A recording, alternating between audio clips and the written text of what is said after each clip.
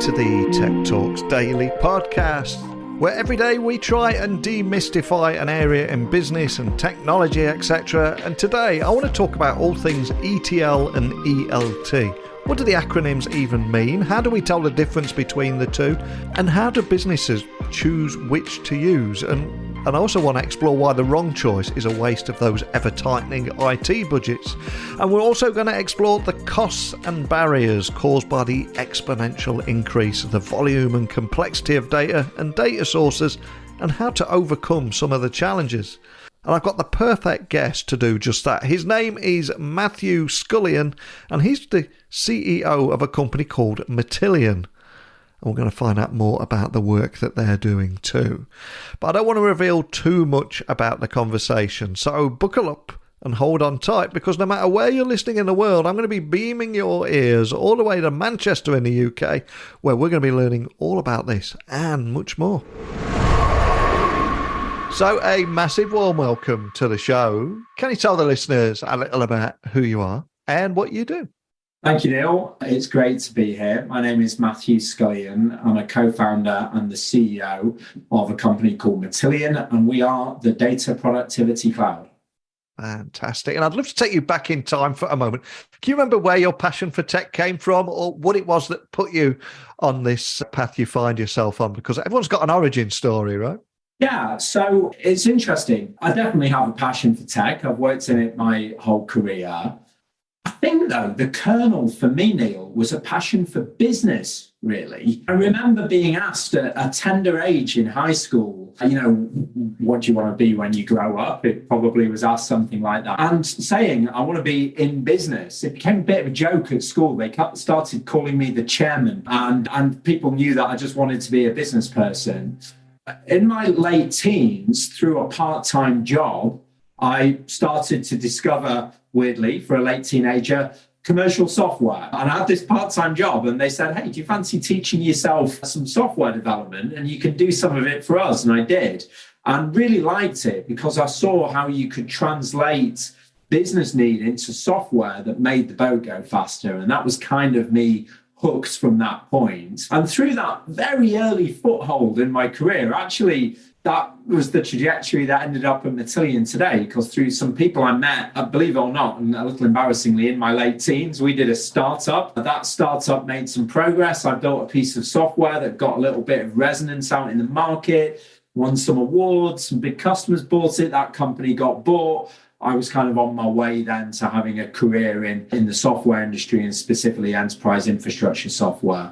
But I was never actually that kind of archetype hardcore geek. And I say that apologetically. I think there's a lot of people that I'm lucky to work with today that maybe don't think I've got quite the tech credentials that they have with PhDs in electrical engineering and stuff. And that would be true. I've really always had a passion for business, and technology is an enabler to it.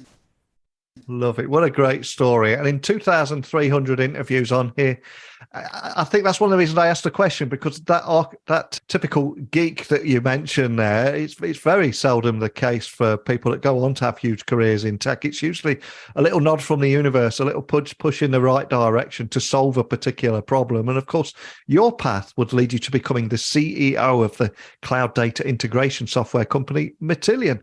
So can you tell me a little bit more about the company and the problems you solve with technology? Because I'm conscious there'll be a lot of people listening, hearing about you guys for the first time. Of course, happy to. So if we do the kind of orientation stuff first, we're a software company, an ISV, which means we manufacture software products rather than doing consulting or solutions or things like that. And yeah, we build a platform of software that we call the Data Productivity Cloud. The interesting thing, I think, for our conversation today is why? Like, why do we do that? So data, as I know you know, Neil, has become quite a big deal. Every organization doesn't just want to, but needs to compete using data in every aspect of what it does. And we've got a lot of data, and we're getting more. We're doing ever more data science and AI and machine learning. And even as recently as the last few weeks and months, we're seeing iPhone moments in the way that data and data science is changing the world, of course, with the release of ChatGPT being a particularly notable one. But the point I'm really making here is data is a big deal. It's the new currency, the new competitive weapon, the new oil, and all organizations of all shapes and sizes need to put it to work to make their businesses go faster and be able to compete.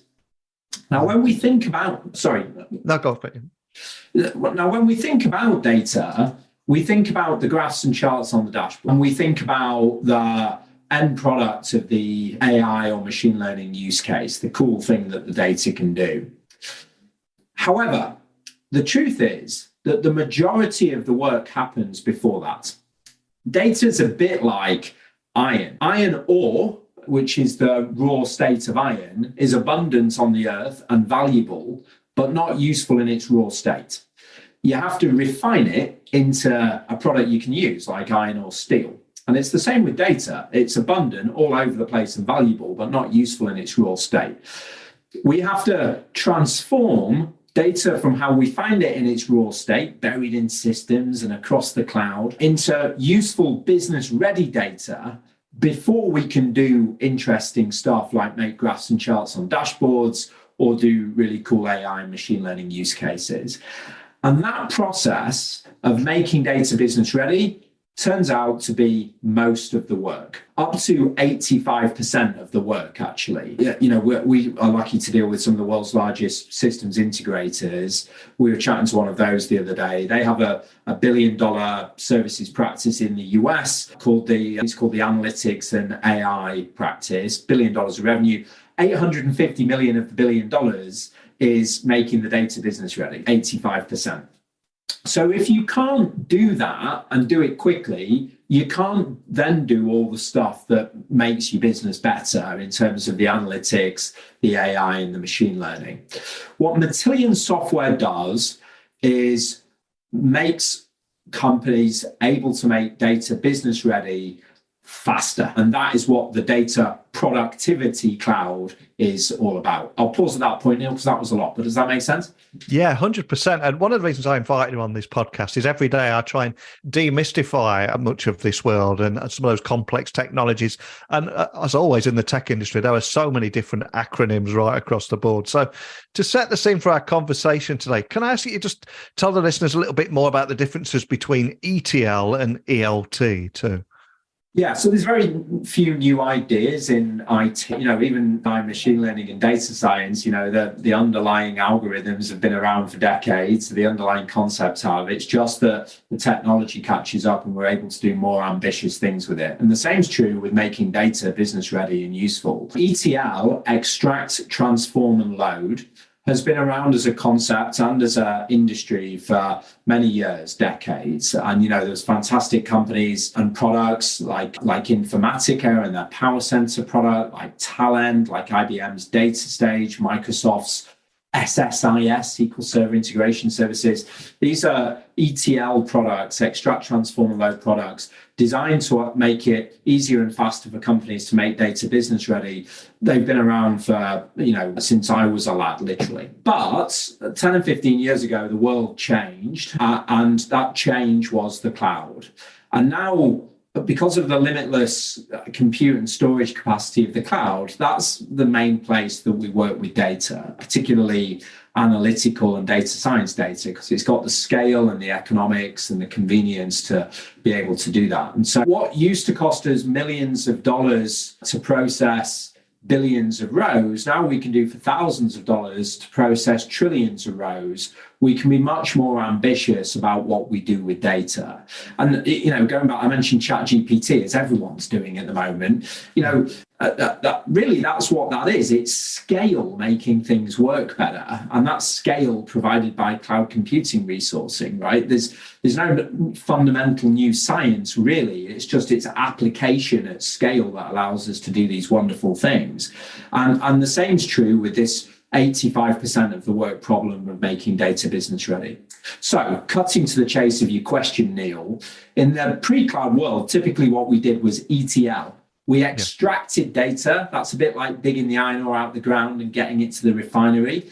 We transform data, the T of ETL, which is taking it from its raw state into its useful business ready state, turning it from iron ore into steel. And then we loaded that data. We sent it to where we wanted to use it, typically a data warehouse. And today we do the same thing. We get the data out of the ground, we turn it into steel, and we make sure it ends up where we want it to be.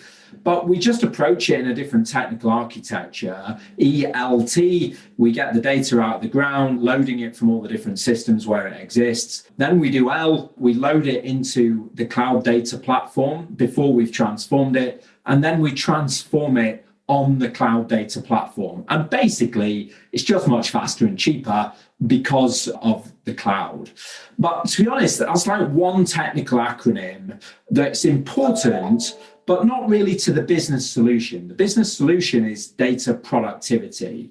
Companies want to go faster using data, be that have the dashboards, reports, and analytics that allow them to understand their customers better, service their markets better, design products better. They want to use AI and machine learning to automate and learn and do things that humans can't do or can't do fast enough or cost effectively. To do that, 85% of the work is going to be making the data business ready. So if you can't speed that up, then you've got a problem. That's what Matillion's Data Productivity Cloud's all about. And it happens to use an ELT architecture as one of its facets to allow us to do that really fast and cost effectively, but ultimately powered by the cloud. Does that answer the question, Neil? Yeah, 100%. And the reason I ask as well is because there's so many people listening at the moment in different countries from multiple industries. But the one thing they all have in common, of course, is this economic uncertainty that we're all trying to navigate around, and businesses are faced with doing more with less. So can you expand on why making the wrong choice is a waste of these ever-tightening IT budgets? Because there's like a big magnifying glass on those IT budgets now, isn't there? Yeah, and I think the key word that we certainly think about on this topic here at Matillion is actually a word that, conveniently enough, is kind of in how we describe our product, and it's that word productivity. You know, whether you're thinking about it from the lens that we're just at the end of a huge bull run where money's been cheap and everything was seemingly up and to the right, and it's only when the tide goes out, to quote Warren Buffett, you realize who wasn't wearing a swimsuit. Yeah. Whether you look at it through that lens, or whether you just look at it through the more temporal lens of cooling macroeconomic weather, recessionary headwinds, they both land you to the same place, which is that we need to achieve more with the same. Depending on your business, it might be more with the same or even more with less. But ultimately, that's down to productivity. There's a metaphor here, and Neil, you'll perhaps get to learn that I love a metaphor, but we just recently had our company kickoff, Super All Hands, and at it, we had a Formula One team boss, Gunter Steiner, who runs Haas F1. And part of the reason we wanted an F1 team there was over the last couple of years, Formula One has had this thing called the cost cap. They can no longer spend an unlimited amount of money to make the car go faster. They have to make the car go faster in a fixed budget. And that's what we all have to do in our businesses in every aspect today. So if we think that data is this huge thing that all businesses need to get right, better service their customers, develop their products, streamline their business processes, get efficiencies, and mitigate the risk of being outcompeted by someone that is properly using data. And if we realize that 85% of the work in a data project is making the data business ready, that iron ore refinery process, then we have to get more productive making data business ready. And that's why Matillion's mission, which is to make the world's data useful, we think is so resonant and important. If we can give our customers the technology that allows them to make more data business ready faster, that directly translates to their overall competitiveness, efficiency, and productivity, which is incredibly important at all times, but particularly during times of macroeconomic uncertainty and cooling weather. If I was just to take one more minute to come down a further level of detail, you know, the cloud has been around a while now, and it's unlocked this ability to compete with data. but it's still quite early in the journey. And typically what we see in early technology revolutions is that we start off doing things in quite a kind of tech-led way. If you think back to PCs, which were a huge revolution, the first ones turned up kind of as components, and you put them together yourself, and then you wrote code to make them do things, and therefore they were the purview of engineers and hobbyists. And then fast forward 30 years, and we've all got 20 of them in our homes, and our grandmothers can use them because we've made them easy to use. Right, the same's kind of true, and we're going through that transition with data today. Necessarily, they start off as the purview almost exclusively of engineers because they've got the interest and passion, but also the expertise to put data to work. Over time, the market responds and makes it possible to do things more productively at greater scale and with different skills. And again, the data productivity cloud is very much an example of that sort of story. We talk about it having three important characteristics. It's everyone ready, stack ready, and future ready. And everyone ready talks to the fact that high-end data engineers can use our platform, of course, but so can business people. Basically, anyone that understands what a row and a column is can use Matillion's technology to make data useful. And that means you can make those people more productive too. And there aren't enough data engineers in the world, and you ain't going to hire 1,000 more of them in today's macroeconomic climate. And finally, the solutions are going to become less about sticky taping together some open source stuff and some point solutions, and more about platforms that just help you solve this problem. And so I think there's a clear tie there to both the stage of evolution of this part of the market, but also the macroeconomic situation that we find ourselves in now.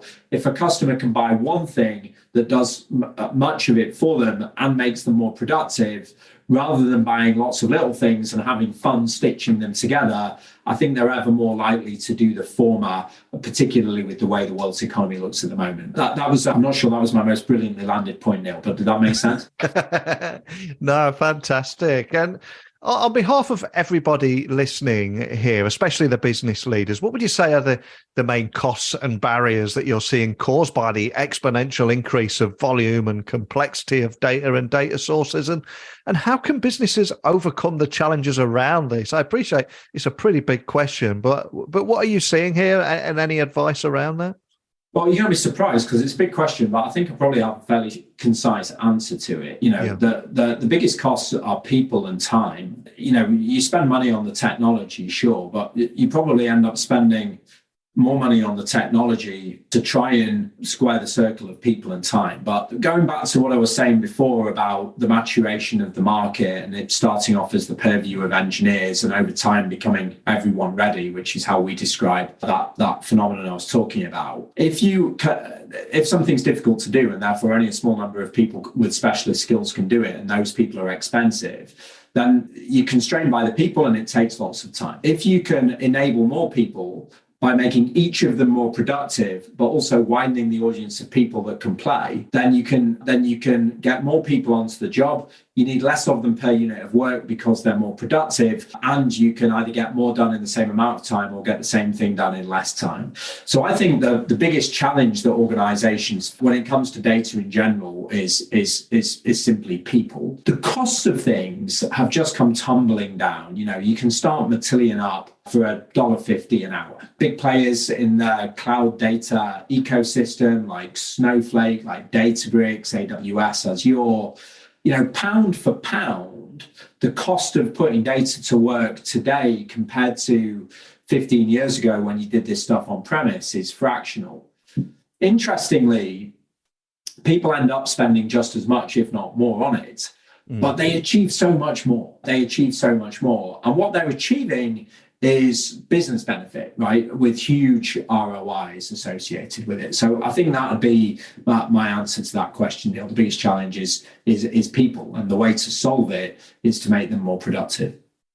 And from a technical point of view, can you tell me a little bit more about how many data teams should be using a mixture of things like no code, high code, own code when they're working with their data? And also, what are the best ways to determine which approach is best for which circumstances in terms of things like efficiency, cost savings, and as you said a few moments ago, productivity?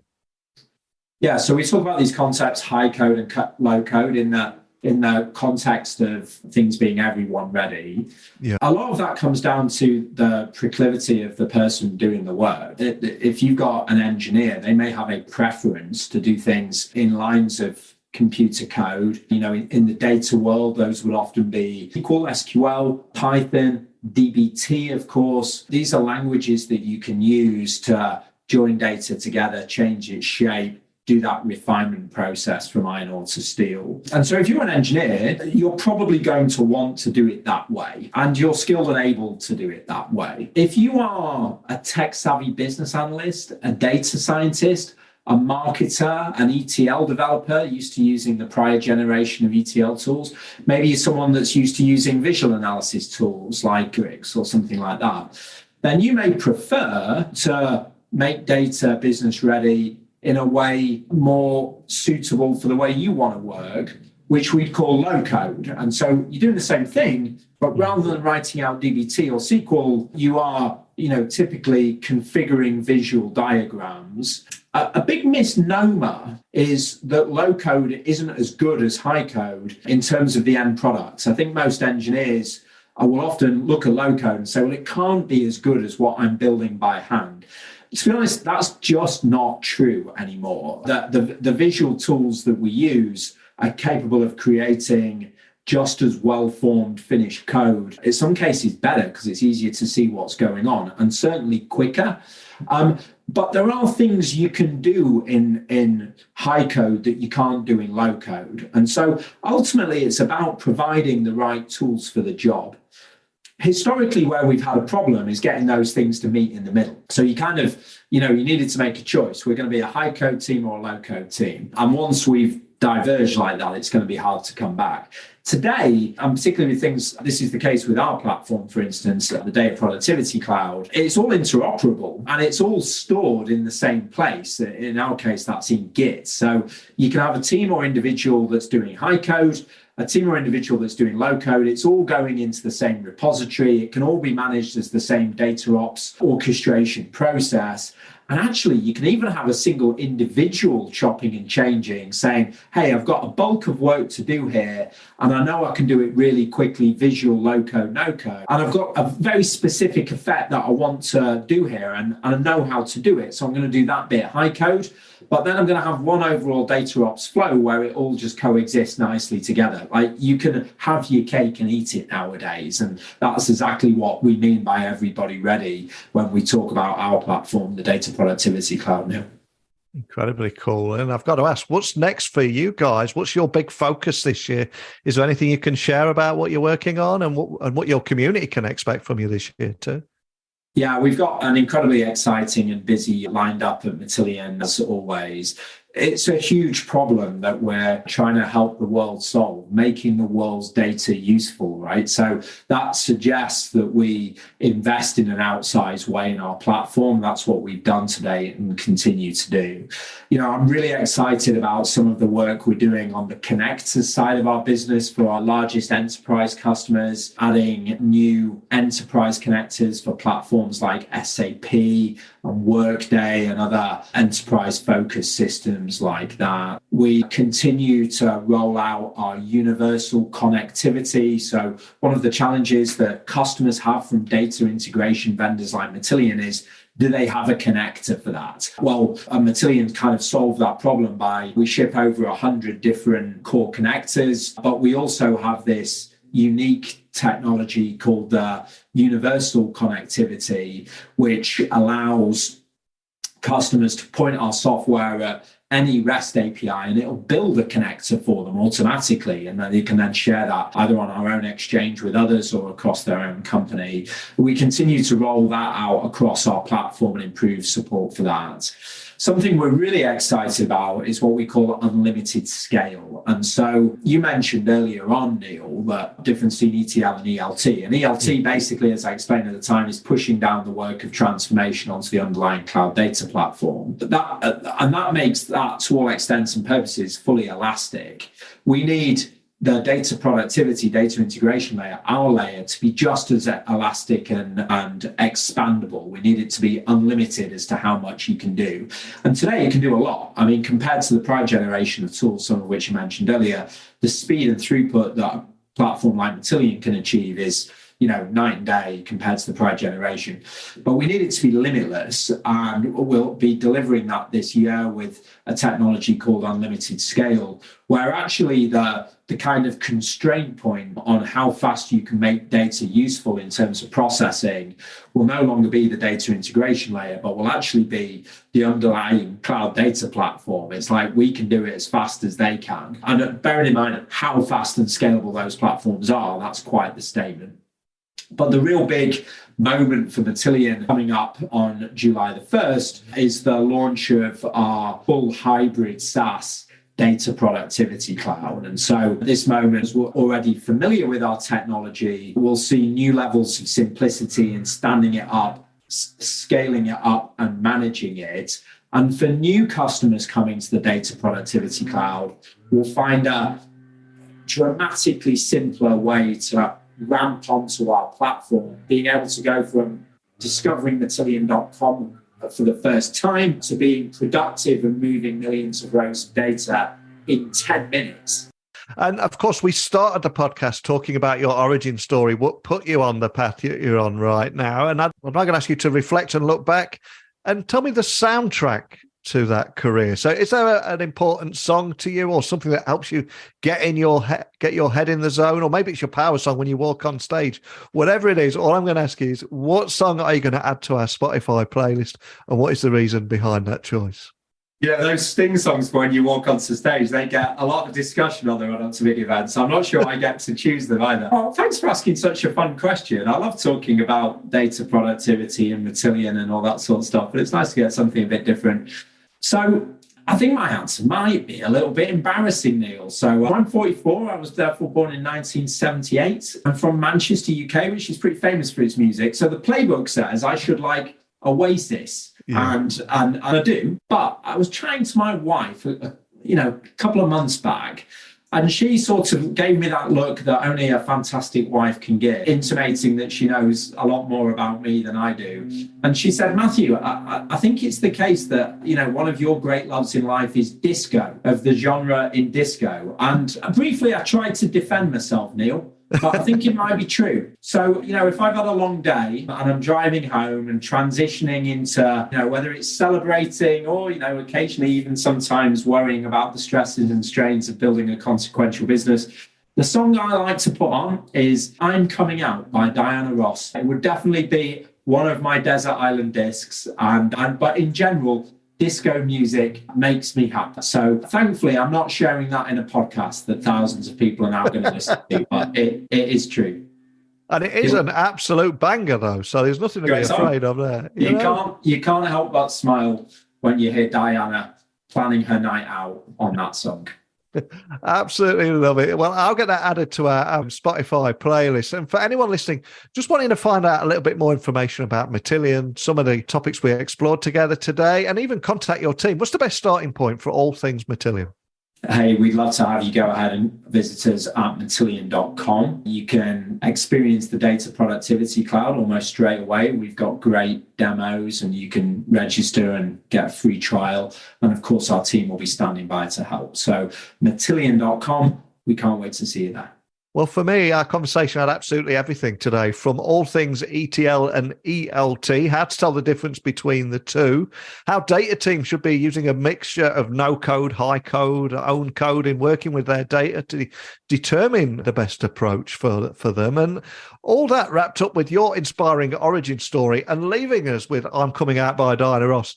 I challenge any other tech podcast to get all that into one episode, but just a big thank you for taking the time to share your story with me today. It's been a great privilege and a lot of fun, Neil. Thank you very much. A huge thank you to Matthew for joining me on the podcast today. Great choice of song too, right? Can't beat a good bit of disco there. So I think that song is the perfect soundtrack. It certainly put a bit of life into the world of the costs and barriers caused by the exponential increase in the volume and complexity of data and data sources. And I cannot thank him enough for coming on and talking about how to overcome lots of those challenges that we discussed today. A quick few questions for you all. Does online privacy or lack of it concern you?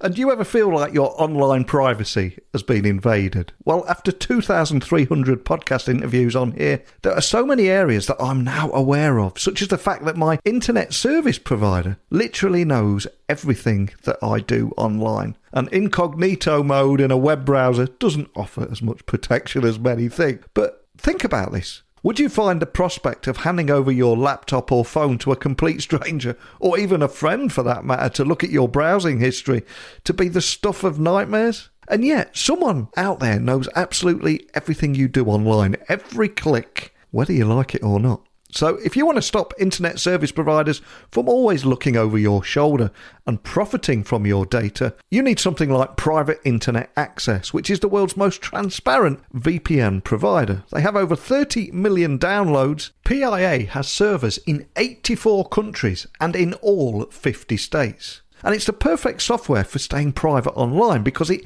hides your IP address and encrypts your internet connection.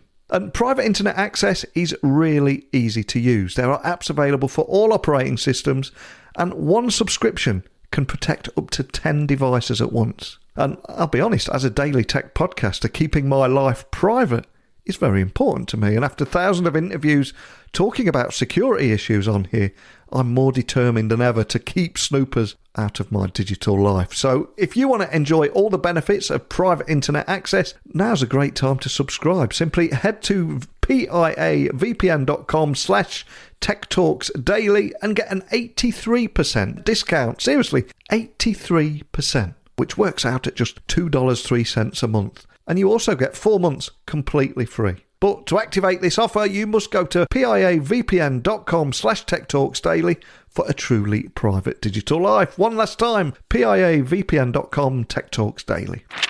But I'd love to hear your thoughts about the worlds of cloud data integration and how you're overcoming some of those challenges, whatever it may be. If you've got a different perspective on anything we talked about today, I'd gladly get you on here to talk about it. So please email me, techblogwriter@outlook.com, Twitter, LinkedIn, Instagram at Neil C. Hughes. Let me know your thoughts. We'll keep this conversation going. But if you're looking for another topic, well, I've got you covered. We've got something else lined up for you tomorrow. I'm not going to tell you what it is. You have to tune in, same time, same place tomorrow. But just a big thank you for listening today. And until next time, don't be a stranger.